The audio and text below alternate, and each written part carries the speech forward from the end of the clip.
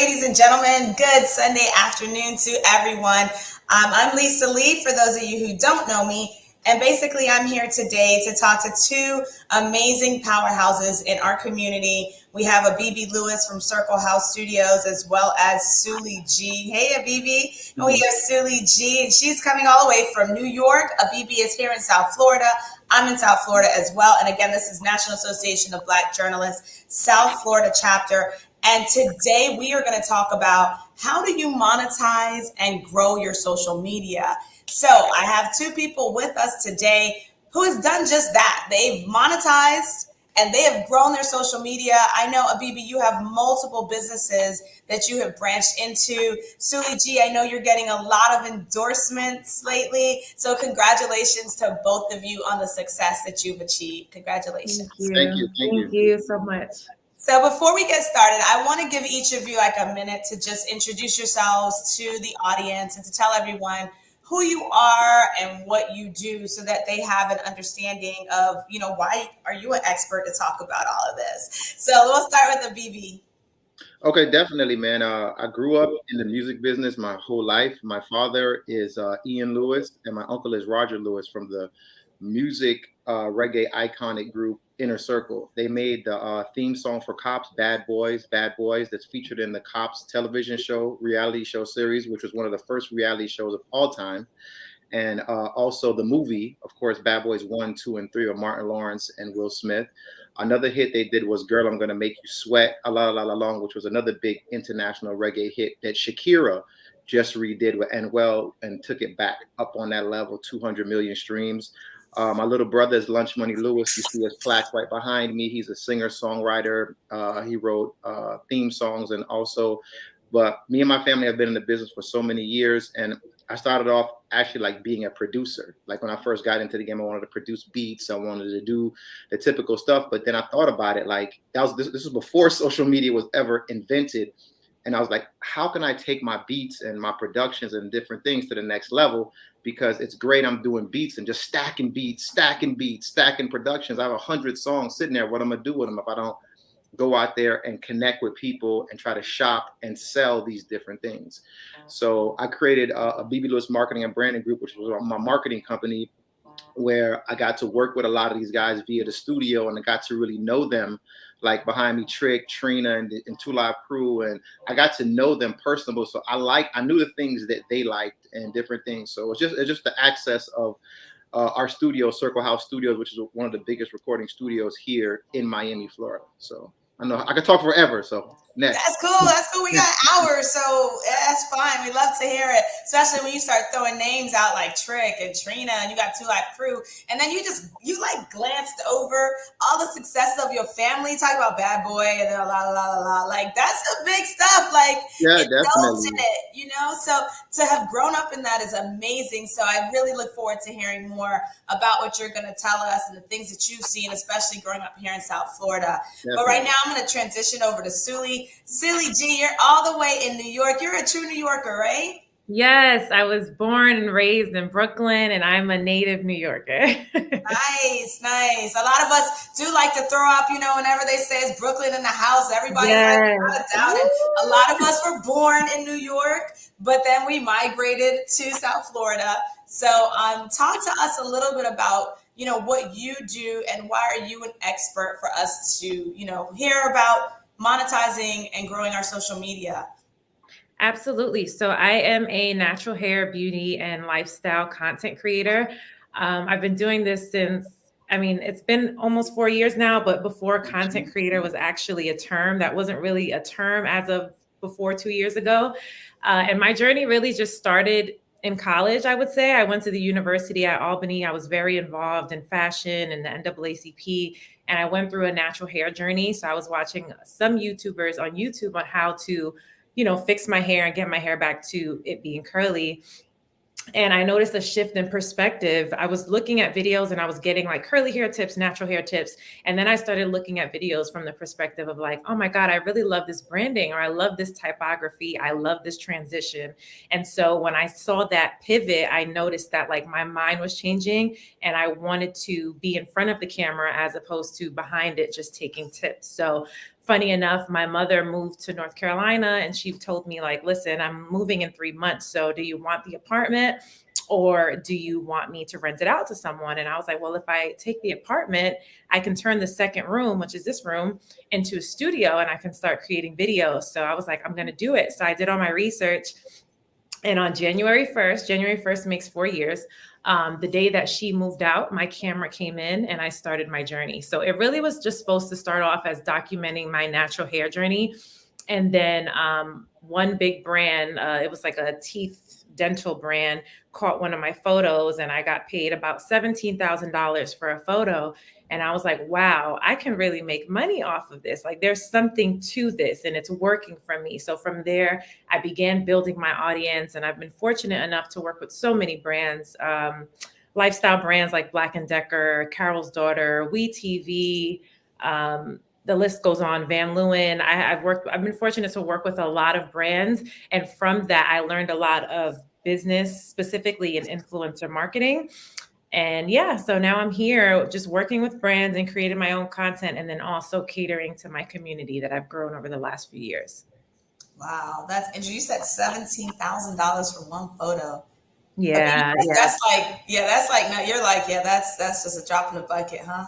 Yeah. I mean, it was definitely a unique circumstance because they were using my photo for a year and I never got paid for it. So then they wanted to use it again. Wow. And they were like, we'll pay you $1,000. And then when I read over the contract, I was like, it's worth a little more than this. So then I was able to get 17. Good. So how did you know? Like that's a good, point. I want to get to that, but I want to take it in baby steps. Like even understanding your worth. I know that, as a former broadcaster, well, I still host a high school academic game show. So I do have a presence on television, but I know that like through the years when people want to hire you to host events and to do things, it's always like, how much do I charge? Like we don't always know what our worth is. And a lot of times we find out after the fact that we undersold ourselves. We undercharged. We didn't charge enough. And, they're never going to tell you, I remember one time I got booked to do an event and I charged $1,200 to speak. And I found out the year before they had paid someone $10,000 to speak. And I even, knew the person who was doing the event and no one threw me a bone and no one said, Lisa, you can charge more. It's like you really are on your own. So learning to navigate those waters can be really scary. And I'm sure we all lose a lot of money in the beginning. So, going back to you, BB, but talk about like what you've seen over the years, because I know you've been in the game for a very long time. Mm. You've interacted with a lot of audiences, especially in the music industry. That's your niche, right? Yeah. So talk to us about like what you've seen with the rise of social media, because you grew up in an era like me where there was no social media. Yes. And we had to, morph into and adapt really quickly.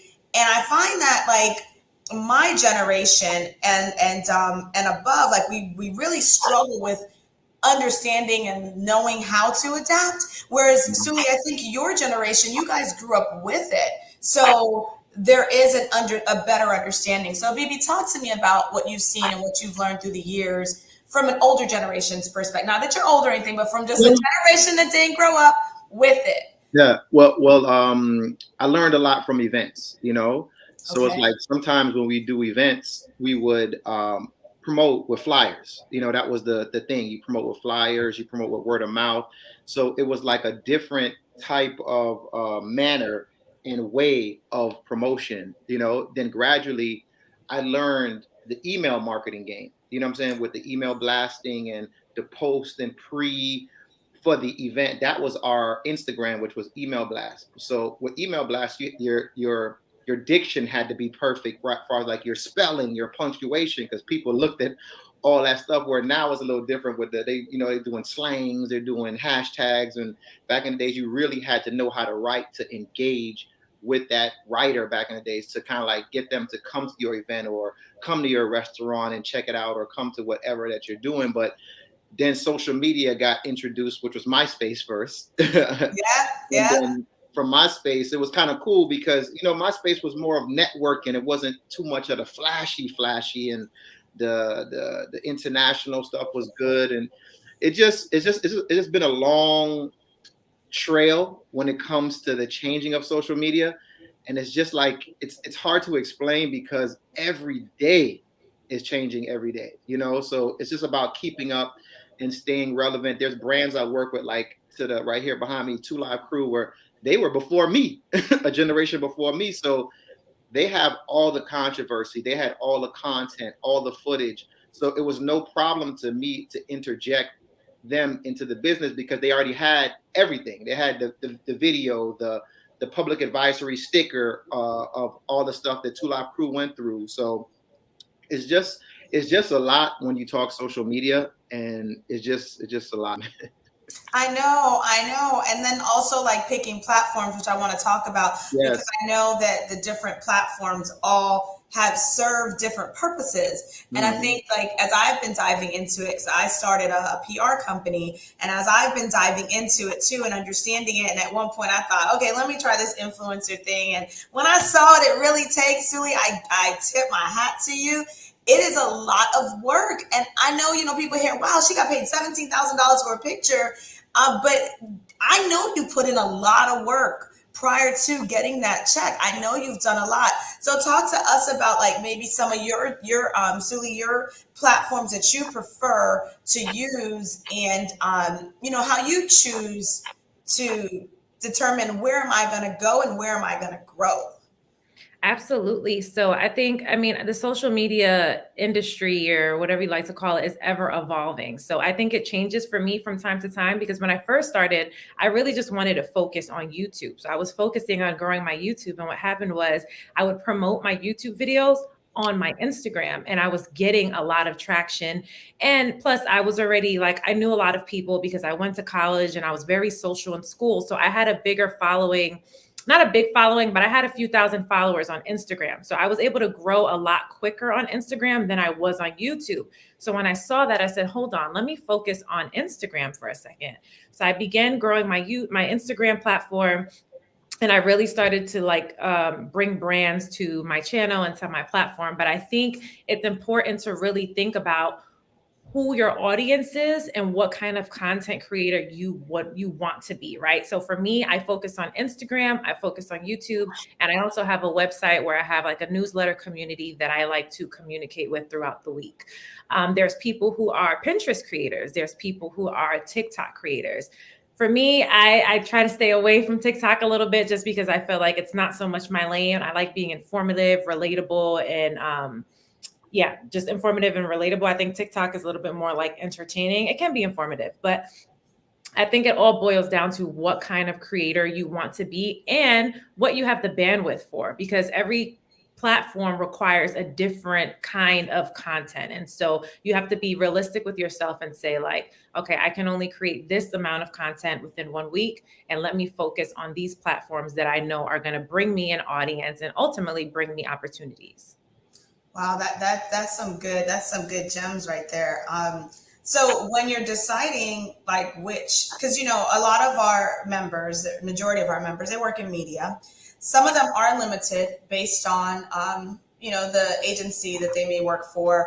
It's heavily regulated, but now there's been kind of a shift as well. At first, when you work in media, a lot of times your image is owned. So you are kind of limited, but we're starting to see a shift in that because there have been a few of the younger generations who did it first, started to break away, and their Instagram and social media started to grow. And we all know of this weather guy, I forget his name, whose Instagram really grew because he was doing a lot of dances, and to the point where he resigned the other day. And it looks like he's going to be an influencer full time. So I can't remember his name. He's on there. I'm sure if someone drop it in the comments, guys, if you know who I'm talking about, so we can pull it up and I can show you. But it appears that, this guy, he really mastered just social media to the point where it sounds like he's going to be making way more money. And we do know there's a lot of money to be made in all of this. Mm-hmm. So like with that, so let's say, Abibi, if you have a marketing company and you help people. So if someone in news media came to you who works in the industry, radio, TV, all of that, how would you advise them to grow their social media? Like what would be like the first step that you tell them, assuming that, they don't have a lot of chains on their hands and regulation with work? What would be the first step that they should take to grow their social media? Well, like definitely build your campaign, and like, know your demographic, know who you're selling to, with at the same time knowing where you're going. If it's like a media person, like let's say a sportscaster, like the level of power that a sportscaster has on the news or the media is one thing, but then on social media, if he was to create different things, like I'll give you an example, like Dan Levitard, and you can look him up. He's stronger online to the point where television came and grabbed him because he was so strong online. And that is such a double-edged sword, which is a great way, because your online is strong and TV grabs you, you in cruise control. You just got to keep pushing your online, and just coming with that campaign. And you got to think out the box, because the game has totally changed. All the rules that we grew up with, let's throw them out the door. There's nothing wrong with, the other day I asked my dad to do a TikTok dance. He laughed at me, but when he did it, the thing exploded. Like, you know what I'm saying? Exploded, because TikTok is just starting to monetize music now, because they wasn't really paying the way they should be paying. But now they're getting their stuff together with that, and like all the records that are being broke during the music aspect is broke on TikTok. You know what I'm saying? So it's like the kids' age, they're not listening to the radio no more. You're 14, I say about 18 and down does not even listen to radio. They listen to social media, and that's how they engulf their music. So I would find like that media person or that newscaster to like get involved with just the weather guy. He's dancing, he's making $10,000 to $15,000 a post, right? If that weather guy posts 4 times for the day, let's say he's getting 10,000, he's making $40,000 a day, and let's say he's working 5 days a week. You know what I'm saying? Wow, it's not a joke, man. The other guy, Dan Rue, the one that does the dancing and all that. Like, I've done campaigns with those guys, and mix me with Quay and all those guys, and those guys are like $15,000 a post, and there's like one post on their TikTok, one post on their Instagram, and if they like you, they'll give you one more. You know what I'm saying? But imagine the bigger brands, like Jason Derulo was an artist that I grew up with and I worked with for so many years.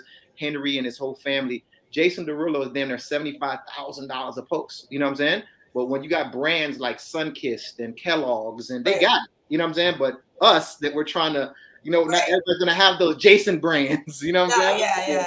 As us, we gotta hustle, because content is king. You know what I'm saying? Yeah, I even think Jason's brand is bigger than his music career. I agree, because he transcended. He didn't wait for the time. Like, here we look at this. Like my boy Sia, it's called HR Booking. If you look on his Instagram, he's a booking agent for Jason. Jason was in like Istanbul last night collecting a major check. He went for a different demographic. He went for a different vibe. Like, there's people don't understand it's a world out there, right? Yeah. So, okay, say I was to drop a song, right? And I'm a rap song in America, right? I want to get my Indian people involved. I'm going to find out who's the hottest Indian act. You know what I'm saying? Right. I'm going to vacillate, and I'm going to vibe with that, because it's a different culture, it's a different religion. It's so many different ways to take music and take products. It's great. It's great, but just know your demographic, because there's all type of people, and people forget. I think it's not just urban people, it's not just Spanish people, it's all type of African people. It's so many. You know what I'm saying? You guys can. That's interesting you say that, because I think we do tend to think that we're just in this little bubble, and we don't think outside this bubble. We keep thinking that, I'm just talking to people in South Florida, but there could be someone in Kenya watching this because 100%. We're going to stream it. Mm-hmm. There could be someone in Jamaica watching it, somewhere in Brazil. So I think that it is hard sometimes to realize that through social media and the internet, our demographics have changed. And, you guys brought up a lot, and both of you were saying, know your demographics. And this is something that I struggle with as well. So I'm going to ask the question, not just for myself, but for everyone. How do you know your demographics? Like, how do you know who you're really talking to?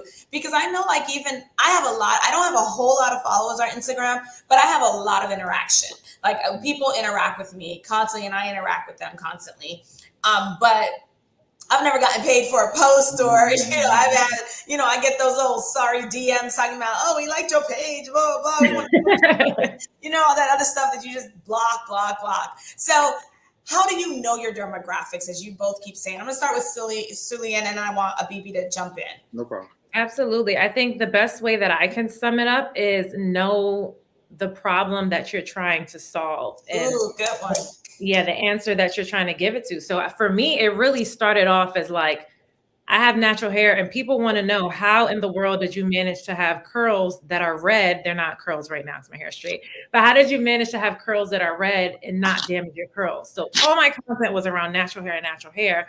And then after a while, your demographic slowly evolves because you begin to peel back layers of who you are, and people ask you little questions that are outside of your hair. So people began to ask me, what is your makeup routine? I have brown skin, but I can't find a foundation for it. So then I incorporated makeup, and then people started asking me about my faith and what I do with wellness and how do I incorporate my faith in my everyday routine. So I think, one, knowing what are the problems that you want to solve, and then really answering the questions that people have, because people will tell you what they want from you without telling you what they want from you. So it's not like people are saying to me, we want to see more of this, but they're asking me questions in hopes that I'm creating the content to answer those questions. So I think really focusing on what are the problem areas, and also what are the communities that you want to contribute to. So apart from hair and beauty and stuff like that, I'm also big on racial justice and just justice in different communities. And so I try to spread awareness on that with the platform that I do have. And those are things that are near and dear to my heart.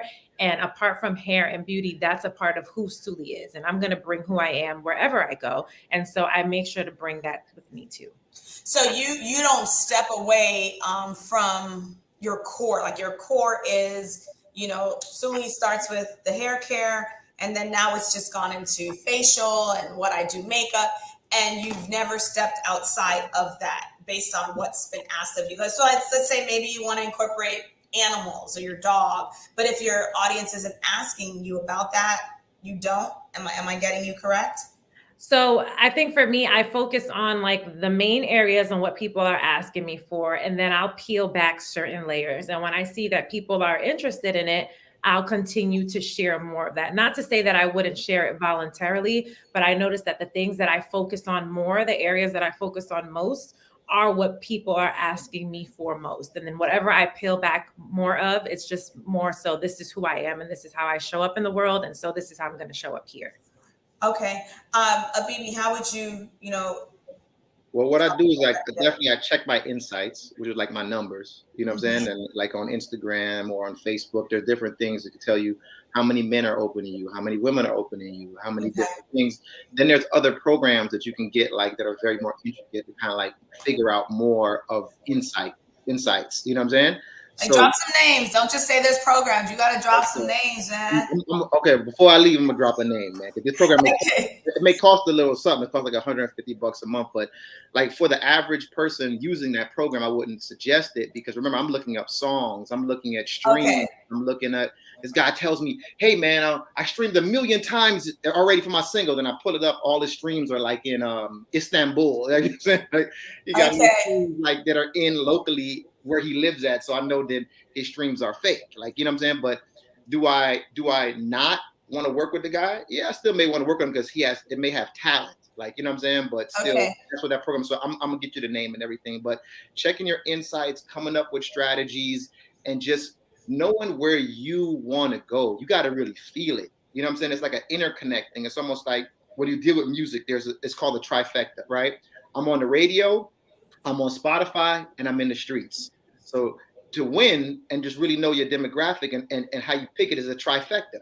You may do a little bit of face-to-face, right? With a little bit of social media and another platform. You know what I'm saying? Even if you are let's say, a beauty expert, you can still have a Spotify playlist. You know what I'm saying? Of songs. I have playlists, and people ask me for my playlist weekly. So that's another way to gauge and figure out the things you can do by entrapping a different demographic. Oh shit, I didn't know they like music. Oh, I didn't know they like this. Oh, I didn't know they like to work out. Oh, I didn't know they like to do this. That's dope. This is a 24-hour job, and you have to love this. You know what I'm saying? There's no way around this. Like, it's a Sunday, and this is nothing for me because every Sunday we in office anyway, planning the whole week. So I'm already ready for days like this. But you just got to check your insights, and you really got to have that trifecta by touching the people and touching social media, because everybody may like you on social media, but are they reacting to you in person? It's almost like when you drop an album, right? And it's like 5 songs on this album. You say number 2 is going to be the single. Number 2, man, it's going to be hot. You spend $50,000 marketing number 2. You drop the album, and everybody's feeling number 5. You know, just wasted 50. Now you go to your record label. Please, I need they're feeling it. It's like, yo, well, go get it on your own, man. You gotta show me something because you told us to go behind number 2 and nothing happened. That's why you got to do your market research. And Spotify and TikTok and Facebook and Instagram is like my market research, because I can post something and I know if it's reacting or it's not reacting. I know if they're feeling that post or not feeling that post. I've gotten up in the morning and posted, and by 7 a.m., I post at 5 in the morning. At 7 a.m., my studio's booked out. My phone is ringing. My this, my that. You know why? Because I caught everybody on that algorithm. You know what I'm saying? I caught everybody in that morning as they get up. It's all psychological, too, on top of the computer game. You know what I'm saying? Like, you got to know when people are waking up. Everybody wakes up like in Miami, let's say 7, 8 o'clock, dropping their kids to school. They're trying to post at the same time, trying to brush their teeth. By the time they scroll, I'm already on their timeline. Like, I hate this guy, man. He's already up. He's already. No, that's good. Do you schedule your posts, or are you? We're up. We're up. My team is up, but they know 5 in the morning to 10 in the morning is business. That's the most intricate time. That's the most. That's when they're looking, and you can beat everybody by the time the explosion, the algorithm happens at 8 o'clock. You know what I'm saying? Wow. Yeah, and if I may add, I would just say this industry is very lucrative in that it's social. I think people forget social media is social. It's a social type of media, right? So a lot of industry pay for focus groups. They pay to get in contact with the people who are using their stuff. When you have a platform, you don't have to do that. You have the benefit of being able to directly ask people. So I think for me, having a community and being in communication with community is crucial, because I'll send out an email via newsletter and say, guys, I just want to know, what do you guys want from me? Or what is this? And I'll get exactly the answers that I need, as opposed to have to spending 3 hours Googling or paying for a focus group. That's the benefit of social media. And I think sometimes people underestimate the power of just really going to your community and asking them, or even Instagram Live. Like, I get so many ideas from people on Instagram Live because they feel like they're in the room with you. And so they want to tell you everything at once. I want to see you do this, or I love when you did that. And I think people underestimate that. Like, it's social. Let's be social. We don't have to be so strategy is important and it's great. And I think that there's a time and place for those things, but also like, leverage the fact that this is social media and speak to your people. I mean, you guys are, I feel like this is just for me. Like, I'm learning, and I know there's other people learning, but I'm just so excited to speak to both of you because, you've been down that road that so many of us are trying to travel down. And I would say that, how do you really grow the numbers though, right? Like, I'm hearing on Instagram is definitely my choice. Like, that's where that's my jam. Just because it just seems the easiest to me to do. Twitter, it's just, that's a whole nother thing. That's, I know that there's different levels to all of it. I've also heard good things about Pinterest too. Like, I hear for SEO purposes, you should really be on Pinterest. Soccer Mom Central. Yeah, and I hear like Facebook is the community. So like, let's say you have, you can have a Sully G community or a BB Lewis Circle House community on Facebook. Even that neighborhood. What's that neighbor, that app? Where it's like, you gotta be in the neighborhood. I know what you're talking about. Next door. I've known people who've made thousands of dollars, but next door, you can't just put an ad up because they're gonna shut you down. Right. You have to go in and comment. Exactly. So it's the same thing. So if you put that strategy into the next door, into regular social media, and finding out what the gauge on what people like. There's people on next door that love that people hate them. They love it. And they'll put the comment like, yo, this pothole's been here forever. By the time, and then at the end of all the comments, he's like, I also have a roofing company. Yes, I can fix that. I can handle it. But no, it's true. I'm on there. I just deleted it because it was driving me crazy. But I'm on next because I'm the president of my association in my community. So I do go on there to spy and to see what are people talking about, what's going on. So you're right. It's another community, and you start to see who are the crazies in my community. If I need someone to come and power wash my windows, who can I hire? That's where I go for recommendations. Google reviews, I'm a Yelper. Every time we travel, I'm on Yelp to see what restaurant I'm going to. So there's so many communities. But I want to talk about the numbers, right? Like, I know me particularly, I've been stuck under 3,000 followers. And And it's like, and I feel this is my rationale that I've come to is that I'm 43. And so my generation, I feel we're busy, we're working, we're doing things. So the people that I think is my demographic, they're not spending a whole lot of time on social media. Now, I'll watch my kids. I have a 20-year-old, an 18-year-old, and well, the 9-year-old, even the 9-year-old. Oh my gosh, he'll post something and I'm gonna have to show you on his social media, and he will get so many views and followers. And I just feel like the younger generation has such an easier job because their people interact more. I feel like the older generation will look at stuff and we won't like it, but we'll be like, oh, that's cute, but we'll just keep going because we didn't really grow up with it and that just wasn't our jam. So how do we grow the social media? How do we get to that point where we can get those numbers? So I want to show you an example. My son, this is his Instagram, and I don't know, can you guys see these numbers? Yes. Yeah. Do you see this? Is oh my God, he has 11,000 on one of these. no, this one says 297,000 views. Dang. This little video, just him doing this. Yeah. His video game. And I had to turn off the comments because there were so many comments, but 1.6 million, 80,000, like just from him.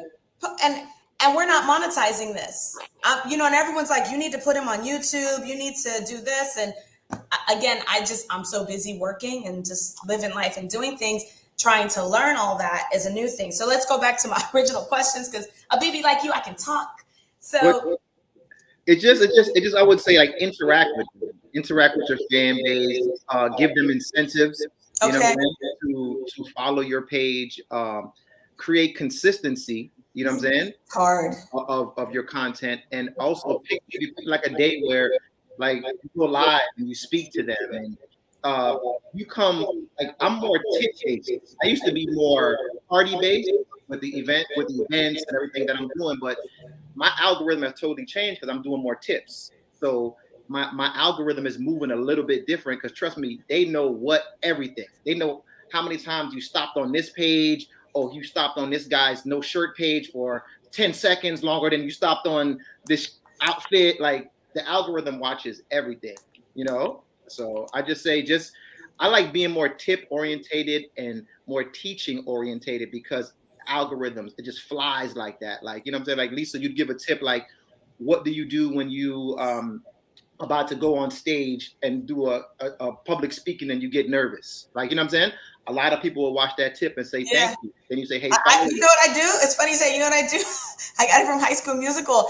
Right before I go on, I do this thing. I go, brr, brr, brr. And I know it's stupid, but it works. It gets me. Yeah, it's your thing. To perform. And I saw it on High School Musical when my kids were little. And that has been my routine. Like, just like when someone's going for the free throw line, a basketball player, and they have to go shoot, and they have their ritual. Well, they'll do this, or they'll bounce the ball 3 times, and then they'll let it go. So it's true. I thank you for that, Abibi. We all do have our little rituals to grow the numbers. Well, whatever we do, but the tips is good. I always feel like we have to also in our space separate ourselves to be the expert in what it is that we're doing. And I think that that's really important that we show people. Like, I find a lot of people come to me about like marriage tips. I've been married 20 years and we like each other still. So I think it's kind of obvious on my page. We still dig each other. And people ask me things, but how do you get over the point where I don't ever want to come off as if I'm narcissistic.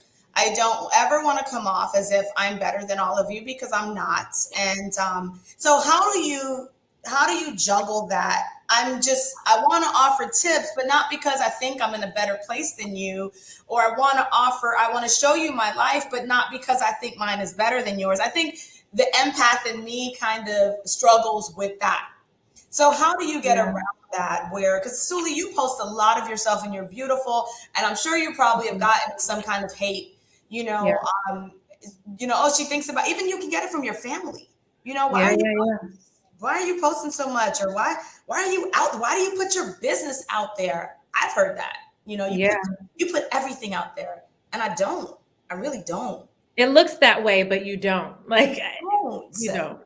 Yeah. I would say for me, it's more like again, and it may sound redundant, but again, it's really focusing on answering the questions people have. Because think about it. If I Okay. show up every day on social media and I just do whatever I want to do, oh, today I feel like telling you guys about my makeup, or I feel like I look so cute, everyone's going to think you're just talking about yourself, because it's kind of like in person. Nobody asked you, right? So why are you Right. Nobody cares. Nobody cares. Nobody asked you. But when you start focusing on doing things that are answering people's problems, it becomes selfless. You're focusing on your community, which again is what it all comes back to. But it's also the consistency piece of it, which is the hardest piece, but it builds the relationship. So I can share with you that about 2-3 years ago, I went through kind of like a difficult time in my life, and I felt like I went through a depression. It was more so like I was really just getting up to go back to sleep, because I didn't know what my purpose was. I wasn't really looking forward to anything. But there was this one YouTuber who I have a relationship with her now. Her name is Jade Kendall. At the time, her name was Lipstick and Curls, and she would do curly hair tutorials and videos and just share her life.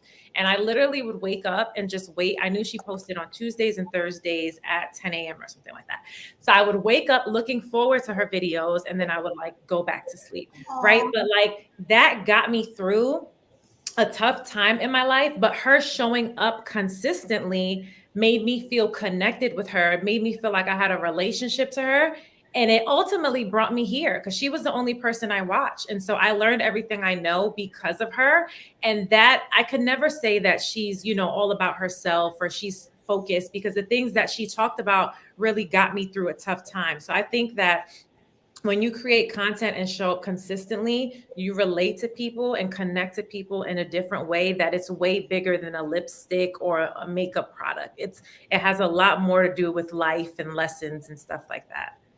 You like that got me right there. Like you really touched me hearing that. And I hope she's heard this from you. I told her. She knows. Good. And you know what? That makes all the sense, and even if some of us don't get to the point where we monetize our social media, I have gotten those DMs where people have said to me, Lisa, I really appreciated that you posted this, or I really love seeing your love. I really love seeing, the way you mother and the way you parent. And, I've gotten those DMs, like keep it up. And it's hard when you are working full time, you're, small business owner, and you're getting your things going, and you're raising a family, and you're trying to be a good wife and a good daughter.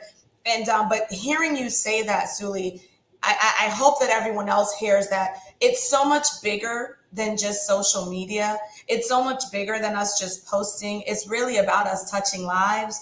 And Abibi, and what you're doing too, you're changing lives. Like you're changing the trajectory of so many people's lives and what they can afford and how they can feed their families, and what you're doing, opening up the studios to them. So I just want to, again, just, tip my hat off to both of you and say kudos for the space that you've owned and for walking in your purpose, because it's amazing. I want to really, I still want to talk about, monetizing. So let's say we've gotten to this point where we're touching lives and we're doing all of this, and we get hit up in our DMs, right? And a brand comes to us. How do we know how to maneuver that and shift into the monetization of what we've built? Bibi, I'm going to have you start with that, because I know you've been dealing with contracts for a very long time. Unmute yourself. It just really matters what the brand and who the brand is. You know what I'm saying? Because sometimes you may just want to look, like with the brand, and like, hey, we're going to do barter service. You know what I'm saying? I'm going to post like I'm wearing your brand. You're going to make me look luxurious. And then here comes 4 other brands that's really going to pay me. You know what I'm saying? So it's all about how you do it. But it doesn't matter. Like if Adidas would come to me, or a brand would come to me, they know I got the celebrities, or like my niche would be the Caribbean market. I'd be like, hey, I can get you popping very much quickly in the Caribbean market. My dad's Rastafarian, in a circle. I can send me some red, green, and gold Adidas, and I'll start wearing them and start posting them, and let's see what happens. You know what I'm saying? Because a lot of the stuff I do is not no over the night. I'm not the influencer crew that's going to post you at 5 o'clock and 6 o'clock you sold out. You know what I'm saying? But within time, you will see an increase in what you're doing. And I'm going to help you with your monetization across the board. Because to me, there's many different ways to monetize, right? My little brother gets a hit record and he goes on Good Morning America, and they're playing my dad's song, introducing him. Now it's like a domino effect. You know what I'm saying? When it comes to monetization, it can come in many different ways. To really monetize on YouTube, you need a lot of followers. You know what I'm saying? Yeah. Instagram is kind of like they play games with you a little bit with the monetization. Facebook, everybody says they're monetizing. I haven't really seen nothing on Facebook yet. Okay. There's a lot of apps that are coming at me right now that are paid, like masterclass apps, where you do subscription based, where hey, do your school thing with me, and you're gonna get paid $29. Each person has a monthly fee or subscription fee of $29.99, and you come with the curriculum. That's the direction I'm kind of going. You know what I'm saying? That's why I give you a short tip orientated tend to take you to a bigger development, you know, which would be like a schooling or some type of master class where I can probably get more out of you. But if you donate some more money, I can give you like one-on-one. I can, you know, with that $29.99, that comes with a consultation one-on-one, just like we're sitting right here. And like, you get to ask me questions, and I get to build my community. So monetization comes in a lot of different ways. You can sell t-shirts, you can sell merchandise. Like, funny story, the other day I posted something like, oh my gosh, it's going this and that and this. Like, I was acting like I was in trouble. Man, you should have saw the comments, man. People always watching your page. Let me tell you something, but they don't want to comment. Yeah.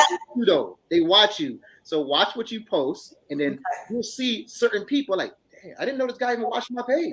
You know what I'm saying? But you'll see it's what you post. Like the whole shadow banning concept thing. Like, I've seen when I posted that, I've seen people leave comments on my page. I didn't even know it's still alive. Like, you know. Wow. I agree. What is shadow banning? Like, I hear it a lot. Can you just explain to everybody? Well, it's just like when you post too much of the wrong things, too many, like young lady posting too many bikini shots, or a guy posting too much, you know, things where he's getting like indications on and stuff like that, you know. And I don't think the word is shadow ban. I think it's another word, but it's just getting in trouble on social media. Basically, you know your guidelines. You know what you can and can't do. And then remember, these are all computers that are watching you. So if somebody complains, the computer don't know if that person is an ex or a person you, or you just got to stay within those guidelines. You know what I'm saying? So they can't do those things, because remember, it's not like a person's gonna evaluate. Oh, what's the name? She don't like him. They don't know. You know what I'm saying? Yeah, that's one of their haters. And they are haters out there on social media that praying for your demise. You know what I'm saying? You know? Right. Yeah. Suli, you want to add? Did you want to add something? Look, you want to say something? I was just going to say, for me, specifically in the influencer space, I know that if I'm getting hit up on DM, 9 times out of 10, it's not a real opportunity, because we don't operate and do business through DMs. We normally do them through email. So for me, that's like a first indicator of like, okay, this is probably not a real partnership. And if it is a real partnership, maybe they'll say something like, hey, I love your work. Can I get your email so that we can talk? Because the truth of the matter is, I can't review contract. I can't sign NDA forms. I can't look at creative briefs through DMs. We have to speak on an email. So why not just start via email? So 9 times out of 10, if it's a serious proposal, it's probably not on Instagram. It'll probably be on email, which is why I put my email in my bio. And so a tip for anyone watching this who wants to be a creator, there is a button on Instagram that says contact me, right? So a lot of people feel like, well, I have my email on that little button on Instagram. I don't need to put it anywhere else. No, you also need to put it on your in your bio, because when brands are looking at your pages and looking at your accounts, 9 times out of 10, they're looking on desktops. On desktop, that button is not available. They need to be able to copy and paste your email and then go ahead and send that over and direct it to a mailbox. So make sure you put your email in your bio, but also in the button, so that it's transferable via desktop and via mobile. That's dope info. So those emails I got that I thought were jokes. They weren't. Oops. Yeah. You likely want them to be. You want to reach out via email, because and it's so funny that you said that, Abibi. I feel like sometimes the influencer space and just being on social media, it feels like that show Big Brother. Is that what it's called? Like, all these brands are watching you, but you have no idea who's watching you. And so they say, we've been following you for a while. We love your stuff. So you have to be very mindful of what you're sharing, because the truth is, you really never know who is watching. Wow, look at that. Roderick says, Abibi, you say you're not an influencer, but you are to him. Oh, look at Rod. Look at Rod. Yeah, Abibi's lying. He is an influencer. He's been an influencer before the word even came out because everyone knows you. And as you work, you got to have friends like Rod, man. Friends like Rod that work at big publications like Sun Sentinel and great writers like that look into it and they're for the culture. Like anything that Rod does, I support. You know what I'm saying? Absolutely. Because like he does so much and he brings so much to the table, man. Like friends, like that's how you increase, like how you said, social media. So you got the social media, but then you got the face-to-face, the touching. Like I met Rod via email blast, That's how I met him. I didn't meet Rod, like walked in and we spoke and we talked and we had a great time, and I need to meet Rod. Hey, Rod. It's Lisa. Nice to meet you. Hi, Rod. Rod has given me some of my biggest write-ups ever. Oh, that's awesome. A big shout out to Rod. Good job. Good job. So let's talk hashtags because, when everything first started off, we started, everyone was hashtagging. And then they were like, okay, don't put the hashtag in your section here, like hashtag. And then you're hearing don't hashtag. Like, what is the story? Because I know algorithms keep changing. And what's the story about hashtags? Yeah, so I can say before the pandemic hit, hashtags were really gaining a lot of traction. I grew a lot of following through my hashtags. I grew a lot of of my audience through my hashtags. However, hashtags has changed. And to be honest, hashtags is one way that you can get shadow banned. So if you are repeatedly using the same hashtags in every single post, you will likely get shadow banned, which basically just means that Instagram will not show your page or your content to your followers for a certain amount of time.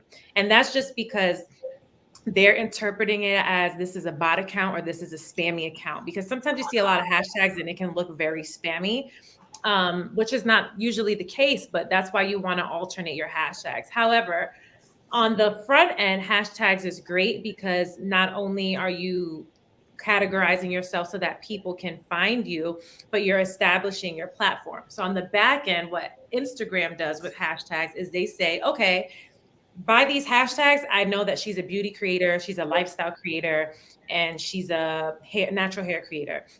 They'll start pushing your content to the people who like those kinds of content. So when you like reels that are like a day in the life, or you like reels that are like funny and entertainment, Instagram is going to take the content from the hashtags similar to those, and they're going to push them towards you. So on the front end, it's good because you're, establishing yourself and growing your audience. But on the back end, you're helping Instagram categorize you. Now, as far as how many you should use, it's changed a lot within like the last 2 years. Before, I would jam it all up and do 25 hashtags and whatever hits. But now they're saying about 5 or 6 to 10 hashtags will do for your content. And so my strategy is I don't do anything that's super low, like 100, 200. And when I say that, I mean, that's the number of people following the hashtag, but I also don't do anything too high, which is in the millions. So I like to focus on putting hashtags that are anywhere from 25K of a following to maybe 500K, because you have a better chance of reach and you have a better chance of hitting and possibly going viral. So no OOTD hashtags. Those are not the general OOTD, because that one is like, I think 8 million or something like that. And it's just like, I mean, yeah, if you hit, you'll hit 8 million. But think about how many people, I think there's like I don't know how many billion users are on Instagram, but think about the different time zones that people are on Instagram. So not only are you fighting against just like regular posting, but the moment that you post, there's probably like 100,000 people that are posting within the same hour. So then your content gets bumped all the way down from all of those people. So instead, why not focus on a hashtag that has 100,000 people? And then the chances are more likely for you to be able to stay relevant on the hashtag. Okay, so I know there's apps that will tell you, or websites that'll tell you the most current and trending hashtags. Are those useful? Like Abibi, you can jump into about. Yeah, all that are useful, but one thing is very useful is ads, right? Where like after you do an Instagram post, if you spend $5 for that one day, it'll help you move that post. Like say you have a lot of followers and you say something cool and you got a nice picture with a nice caption, as long as it's in the guidelines, spend that $5, geo map it to a certain area, and target what you're going to target, and do the $5, and it will work. Trust me, people that don't follow you see your post. You gain followers, you gain everything, you know?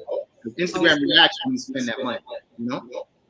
Awesome. I wanted to know we have like about 10 minutes left, and I wanted to see, I'm in the comment section. Russell, thank you so much for telling us. Yes, it was the Dancing Weatherman, Nick Kosier. I hope I said his name right.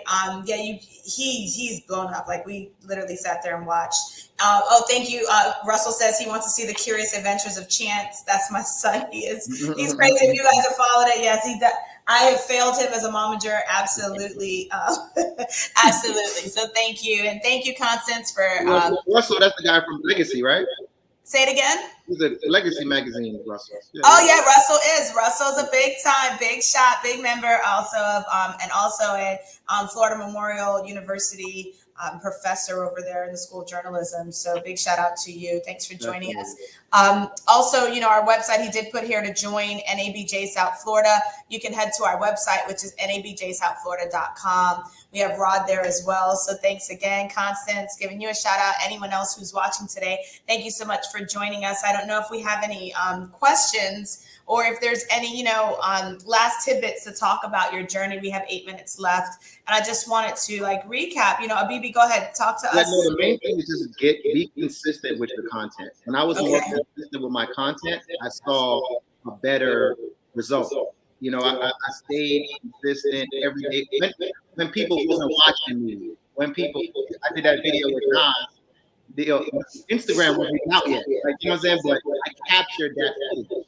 You know what I'm saying? And I came back and I used it down the line, But just be consistent with your content and try stuff, man. Try podcasting. From what I'm seeing in my business of music, everybody around me is getting rich off things that didn't come and became new. You know what I'm saying? Noriega's Noriega's name as a rapper made way more money as Drink Champs. You know what I'm saying? So yeah. We got Smoke Champs. Now we got who knows what champs are coming with next. You know what I'm saying? Wow. It's all about relationships and trying different things. Don't stick to the same thing. The game has changed. Like I saw a meme this morning where it says, "If you're raising your child like your mom raised you, throw that out the window because it's a new era. It's a new era." Yeah, I've seen. Let me ask you this. We have a question from Constance, but I want to say too. I saw somewhere where it said on social media, you're either selling the dream or the reality. Have you heard that, or what do you think about that? Because I think that sometimes my reality may be your dream. Yeah. And like with Sully, with you, with your hair, Bibi, with your lifestyle, being around so many artists. So do you think that there are some people out there selling a dream and it's not the reality? Yes. And they make it hard for people like us that are cool people that really want to see people grow and really want to work with people, the fakers, you know what I'm saying? And not even talking about like fake views, fake hits. I mean, people that lie to you and say, I can take this song to number one, which is a lie because the game has totally changed. Like, you know what I'm saying? Like, I can do this. I can sell 1 million products for you. You know what I'm saying? It's like influencers can do that, because I met a TikToker the other day and he showed me a proof where he was a third-party person in an Amazon purchase where he posted the Amazon product and that brand made $40,000 worth of sales in the next 2 days. You know what I'm saying? So it can happen, but it got to be that synergy, Yeah.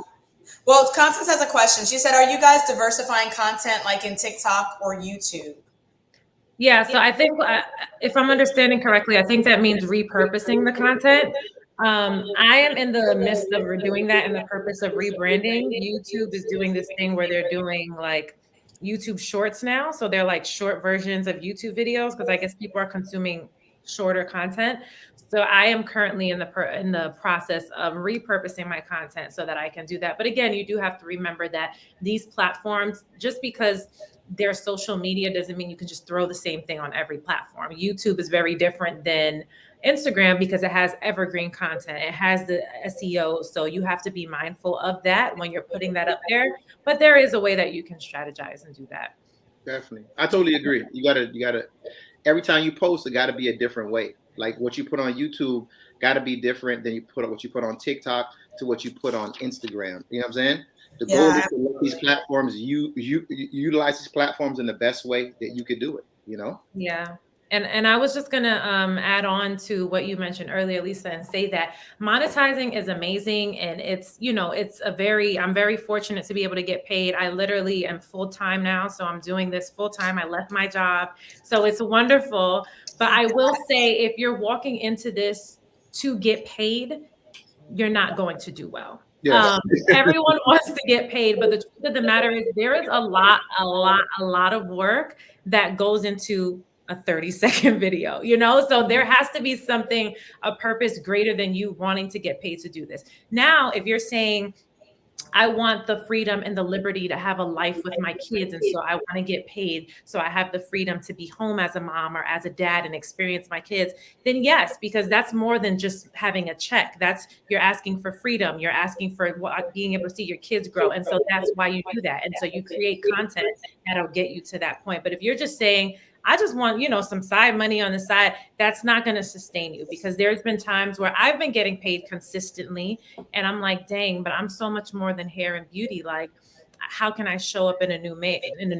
Because the truth of the matter is, money alone is not going to fulfill you. So yes, take the monetizing tips. Yes, do the market research, but also really think about, what is the fingerprint that you are trying to leave on this platform? What is the fingerprint that you're trying to leave in this world? And on the days when you get the hate comments, and on the days when the check is taking a little bit longer to clear than you anticipated, you need to have something else to hold on to than a dollar bill, you know? Well, that was good. That was good. That's a serious gem right there. We have another question I want to get to before I let you guys go. Russell says, if your hits are in the thousands, do you have to officially sign a contract with IG or YouTube in order to get a check? No. So specifically with Instagram, they're just now paying people for reels. So I've gotten paid for reels based on views, but that's certain people, that's not everyone. And the money that you normally get when you get paid is usually through affiliate links or brand contracts. So really, you don't really get paid from Instagram. You just get paid from like the brand partnerships. As for YouTube, you do get paid, but that's once you reach certain ticks or marks. So basically, you have to have 40,000 watch hours, a minimum of 1,000 subscribers. Like, there's certain thresholds that you have to surpass in order to get paid. Once you do that, then you'll probably sign like a terms and agreement that just says, like, you know, you're responsible for the content that you put up. It's kind of like any terms and conditions that you see, but it's not like I'm an artist and I'm signing to YouTube kind of thing. Yeah. It's called the YouTube Partner Program. And everything she said is in that program. You gotta have guidelines and a certain amount of watch hours and followers for real. So that's when they see you taking it serious. You know what I'm saying? You know? Okay. So it's all work. Well, are there any other questions out there? I don't see anything else.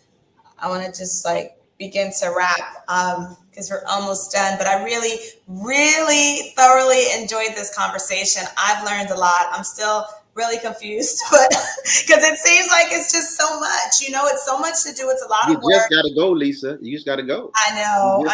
You know what it is? I think it's a level of perfectionism. Like, do all my pictures have to be perfect? Does everything have to be like lined up? You know, at one point I was posting a lot, and then my kids were like, "You're posting too many times a day." But then I heard you have to post 1 to 3 times a day. Yeah. And then, you know, I wasn't waking up at 5 a.m., which I think I might have to start doing. Yeah. You know, so just want to, you know, just say thank you so much for you guys taking time out of your busy schedules. Make sure everyone, if you're watching, please go and follow Bibi and Suli. Make sure you're keeping up with them the same way that they're showing their support to us. I really would implore you all to, you know, return that favor and show that support to them. Interact with their content, comment on things so that you can help them grow as well and continue to sustain themselves financially as well. We all need to support each other. So I just really want to thank you, Suli, and thank you, Bibi, for, again, taking the time out, dropping all those gems and nuggets. Guys, if you want to reach Bibi, what's the best way for them to reach you? My Instagram at Bibi Lewis. There's my link tree. You can see everything that I got going on, and I do answer DMs. I do answer emails as long as you approach me properly. Not, hey man, I like you this, or like let me know. Like, it's all about networking. Networking increases your network. You know what I'm saying? Your network. You know, so that's that. That's right. And Suli, how can we reach you? What's the best way? I second everything Abibi said. I'm on Instagram as Suli G with an underscore, but my name will just pop up if you do Suli G. You'll see like a lot more hair, and it'll be a lot more red because my hair is normally curly. But I also do answer DMs as long as you come correct, you come honest, and you come respectful. But I'm very active on my DMs, so feel free to shoot me any questions or comments that you have. And I just want to say thank you to this organization and to Lisa for having us. Like it's always great to be able to speak on your journey and to help someone else. So I appreciate this so much. Thank you.